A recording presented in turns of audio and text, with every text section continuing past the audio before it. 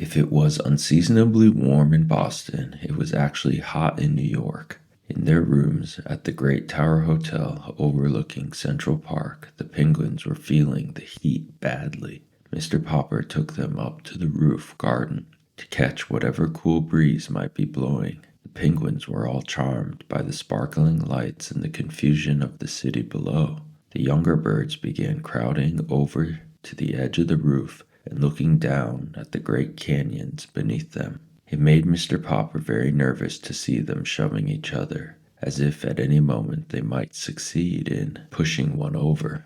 He remembered how the South Pole penguins always did this to find out what danger lay below. The roof was not a safe place for them. Mr. Popper had never forgotten how badly frightened he had been when Captain Cook had been so ill before Greta came. He could not risk the chance of losing one of his penguins now. Where the penguins were concerned, nothing was ever too much trouble for him. He took them downstairs again and bathed them under the cold showers in the bathroom. This kept him busy a large part of the night.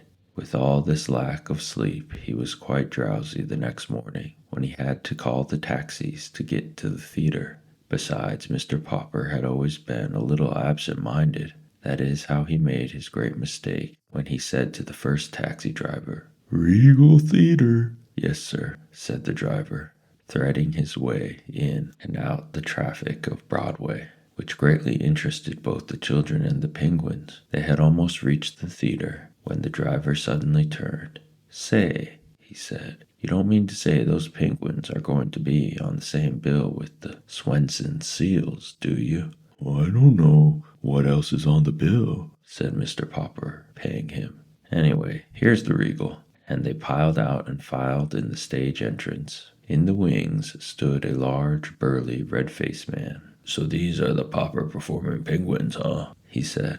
"Well, I want to tell you, Mr. Popper, that I'm Swenson, and those are my seals there on stage now.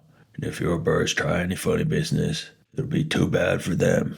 My seals are tough. See, they'd think nothing of eating 2 or 3 penguins apiece." From the stage could be heard the hoarse barks of the seals, who were going through their act. "Papa," said Mrs. Popper, "the penguins are the last act on the bill. You go run back quick and get those taxis, and we'll let the penguins ride around for a while until it's time for their number." Mr. Popper hurried out to catch the drivers. When he returned, it was too late.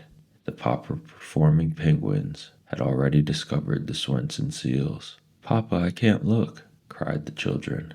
There was a sound of dreadful confusion on the stage. The audience was in an uproar, and the curtain was quickly rung down.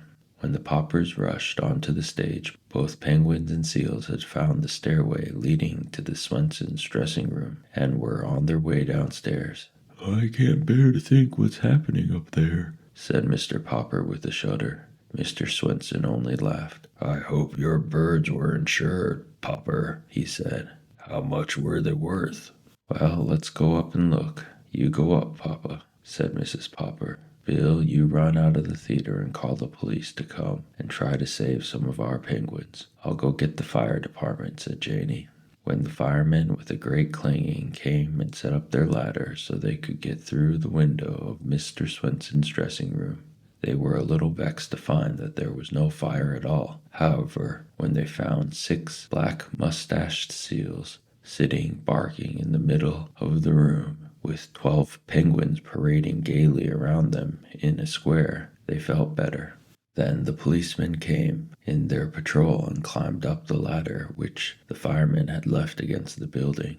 By the time they too came through the window, they could scarcely believe their eyes, for the firemen had put firemen's helmets on the penguins, which made the delighted birds look very silly and girlish. Seeing the firemen so friendly with the penguins, the policemen naturally took sides with the seals and put policemen's caps on them.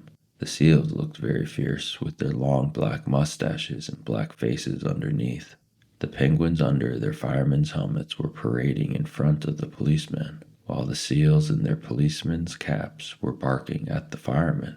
When Mr. Popper and Mr. Swenson finally opened the door, Mr. Popper sat down. His relief was so great that for a moment he could not speak. "You policemen had better get your hats off my seals now," said Mr. Swenson. "I got to go down on the stage and finish the act now." Then he and his 6 seals slipped out of the room with a few parting barks.